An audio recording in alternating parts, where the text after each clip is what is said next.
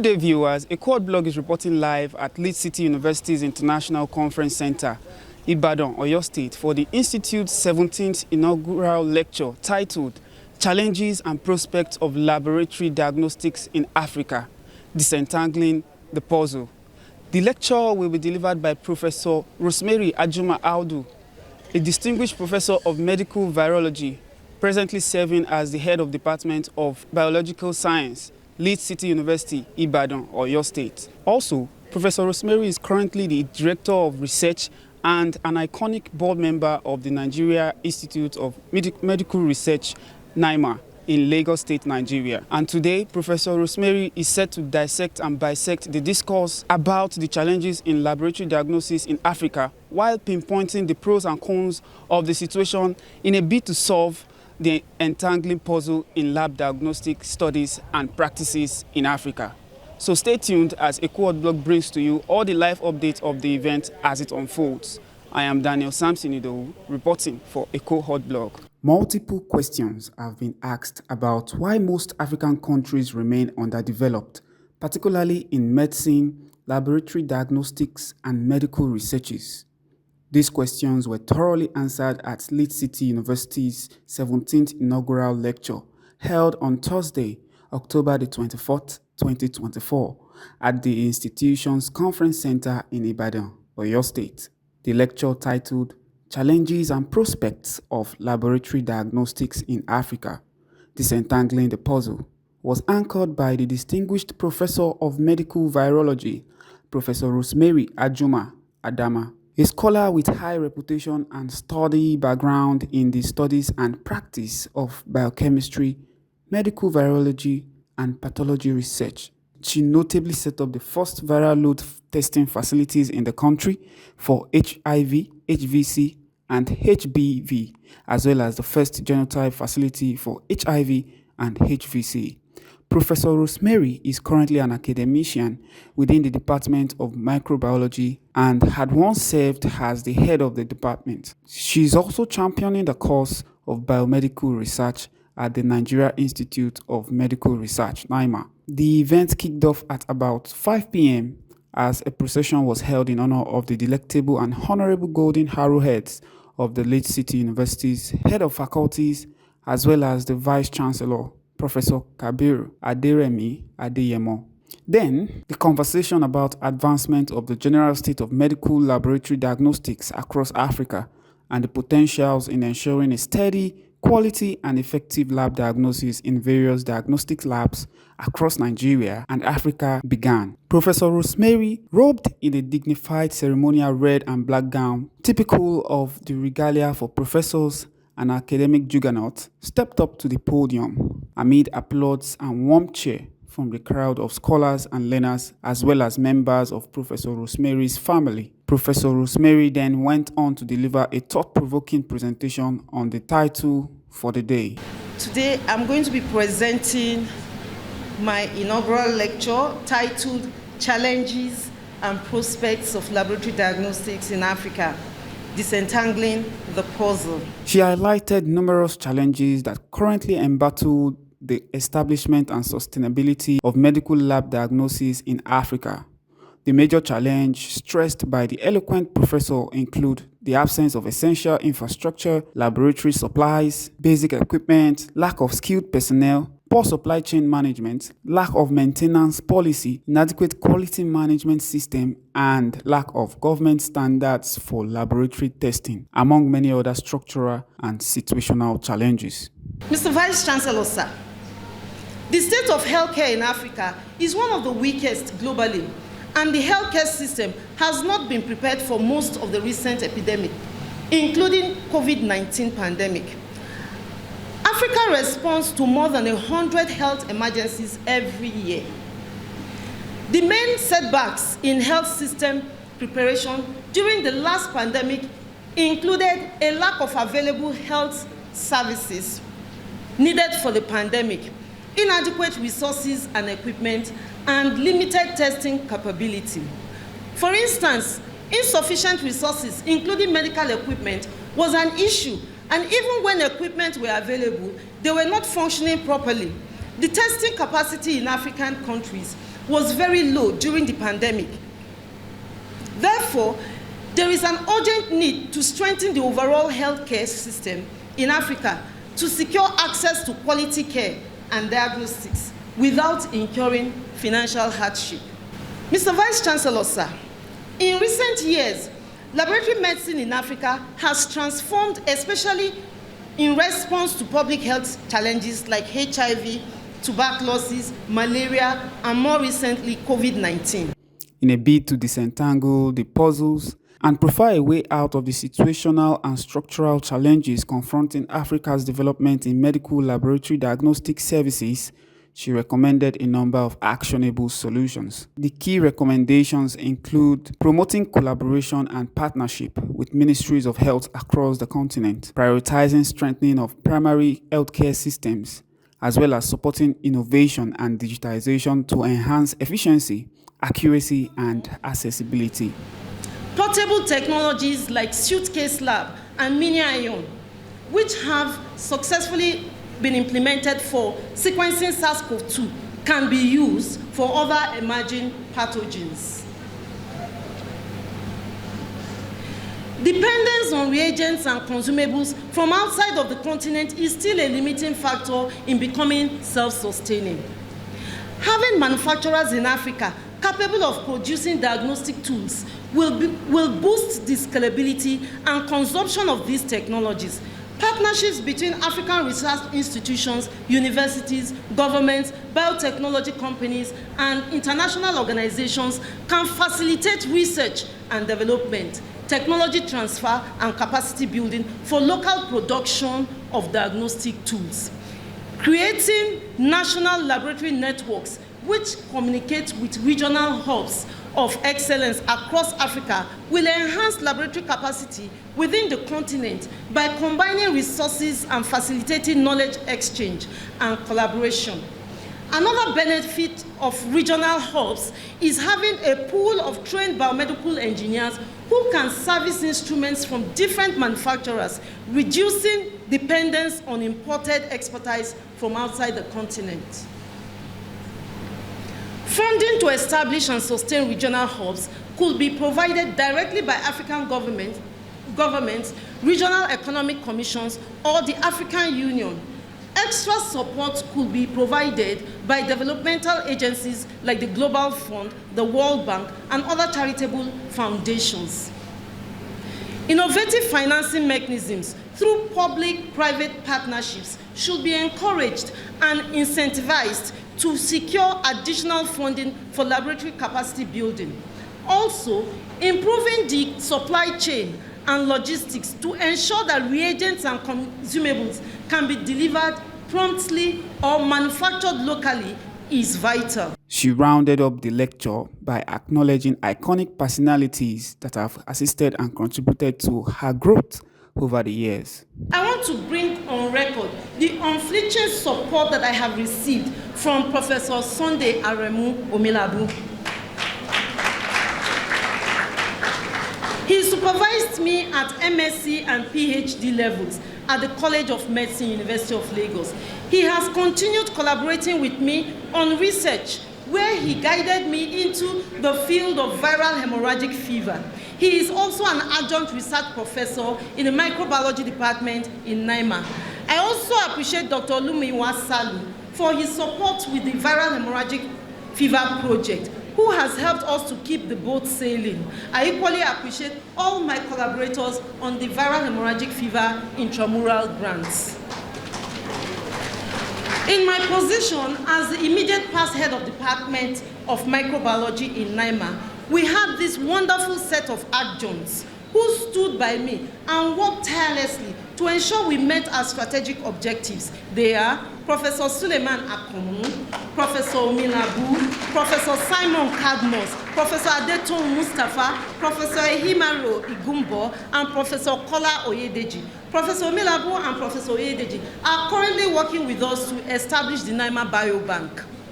Now, to my wonderful husband, Elder Ibrahim Solomon Audu. Your endless encouragement and belief in me, even during the toughest times, has been my inspiration. Many times I had to dedicate long hours to my work, often at the expense of precious family moments. Yet, you stood by me, offering not just patience, but encouragement. The values you instilled in me, perseverance, kindness, and humility, are not just part of who I am as a person, but form the core of my professional philosophy as well. As the discourse about the challenges and prospects of laboratory diagnostics in Africa comes to a close here at Lead City's International Conference Center, the conversation continues as we hope to see that the recommended solutions are put into good use to make Nigeria better and to place Africa on the path of medical advancement and development in laboratory diagnostics. I am Daniel Samson Idowu, reporting for a cohort blog.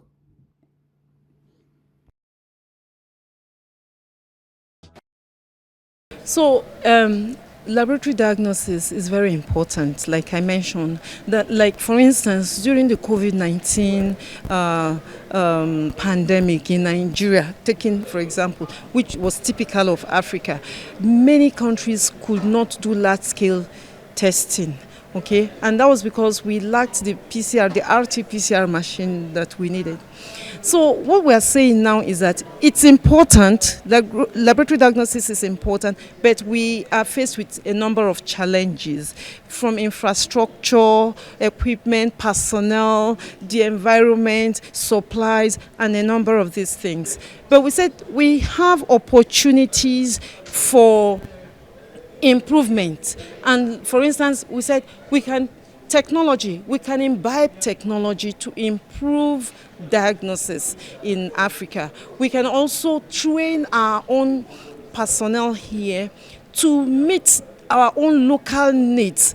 Do these trainings in Africa, define the needs here in Africa, not just going abroad to train and they come back, our environment is not conducive, they can't use these facilities. So we are saying now, some of the recommendations that I have made, I said number one, for instance, that we need to come together as Africa to work as in networks. African leaders come together, define the training needs, train biomedical engineers, for instance, that can take care of our equipment. We don't have to wait for people in the West. Do these trainings here, thereby improving our own capacity as the trainings are done here. So that's one thing that we need to do. We also need to take advantage of the technology. Our countries, yes, getting them installed initially might be expensive, but the processes subsequently, it's going to improve health outcomes. So we should imbibe technology, and then we should imbibe innovative funding, okay? But government has to take the lead, and then the others will join. When they see that we are taking the lead, then they will join. Because, for instance, like the quality management system we're talking about, most of this funding comes from aids from PEPFAR, for instance, and we do not budget specifically for this. So we need to do it ourselves, and that's when we provide the funds, we can dictate the tune, and we will be able to do it satisfactorily. So what I'm saying is that we have what it takes here in Africa. From the my presentation, I told you that in NIMA, it was because of COVID-19 that opened our eyes, and we have developed assays, test kits that we are using. One other challenge we're having is the fact that we have not been able to commercialize it. So we need to also encourage research and development, and also provide a channel for commercialization. We have developed it. People are not using it, but we need the government. If the government puts a policy down and says, okay, let's all use this, they will have no choice but to use it. And then we need companies that will come, maybe the private sector, that will come to take it up, to produce it en masse, in mass, you know, for people to be able to use in Nigeria. Nigeria is large, but you discover that we just keep patronizing the things that are outside to the detriment of our own. So I'm saying, let's look inward. Let our government encourage it, okay? Let our government come up with policies that will encourage us to produce these things and use them in-house and work together as networks within Africa, and then you will see that we will move forward. You will see some of these developing economies like China and they are also, is because they are also being encouraged. So we just need policies that will help us to improve in what we're doing in Africa. We have what it takes to be where we should be. Thank you. The work we heard just about today is bringing out quality, emphasizing what we can do to make sure people get quality healthcare, and then make sure we put Nigeria on the map, so that we're not just knowing just for evil diseases, but that's how we're able to take care of COVID, Ebola, and different things. And we are developing our own diagnostics, just bringing all that to the fore, and hopefully we'll soon begin to export that to the world. Thank you. It's actually, because I'm also a laboratory technology, so I have an understanding of what she was actually discussing. This is really the topic for a time like this in this country, and I just pray that the nation will support laboratory techniques that she talked about. The lecture she gave was on diagnostics, the challenges and the future of diagnostics in Africa. It's one of the basic lecture that we need at this time, basically because Nigeria does not produce diagnostics, and there is a need for us to begin to have local diagnostics that will solve a lot of issues and also foster adequate and prompt detections of pathogens and diseases in our society. So she was able to highlight a lot of challenges and recommended a lot of things that government can do to help improve the diagnostics as far as pathogens and diseases are concerned in Nigeria. Yes, fortunately I'm currently in the healthcare industry, Duchess International Hospital to be precise, and looking at how important all these facilities are to even get the right diagnosis for this thing. It's very paramount, because except you're able to detect what's wrong with somebody, you cannot give the right care. So it's the time in Nigeria where we need to improve the healthcare outcomes by having the best diagnostic systems and medical laboratory services and equipment in place. That comes very key. The government has to be involved. They must be seen to be encouraging the system to work. I believe that the government cannot do it alone. The private sector also has to put hands together, but government must give the enabling environment, allowing some tax exempt for some of this equipment to come in and make it easier for if the private and even the government to be able to get these things to work. Waivers that will make it possible to get these things, because it will help our healthcare outcomes. They will be better if these things are put in place. It's very key. It's what she has worked upon over the years, and I'm glad that she has brought it in the purview, encouraging the government to begin to do something. Everybody is conscious of it, so we are all inputs to the program. It's something that will impact Africa positively. So she's an advocate, and if you listen to the lecture, I've been a pushing factor. You don't sleep on your OAS. You discover things like this, make it go forward. So I'm glad that we have gotten to that level today. She was very hard. I mean, she said it all. Right when we were in a relationship, far back over 34 years ago, I was then an attachment trainee in the firm of Piet Mawick and Ogunde & Co. I'm a chartered accountant by the grace of God. She was just in the university. I said, look beyond BSc, look to the peak, heaven. Sky should be your limit. And I'm glad that she's able to do that, to achieve that. We got married. I said, yes, you have just finished BSc. Can't you do MSc? She took it up. Can't you do PhD? She took all that.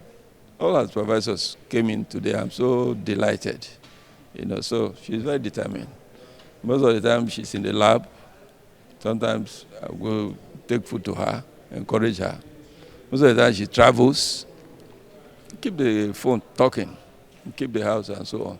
So it's the encouragement every woman needs to work hard, to show her strength. You need a supportive husband. And I just thank God for the grace and faith in God.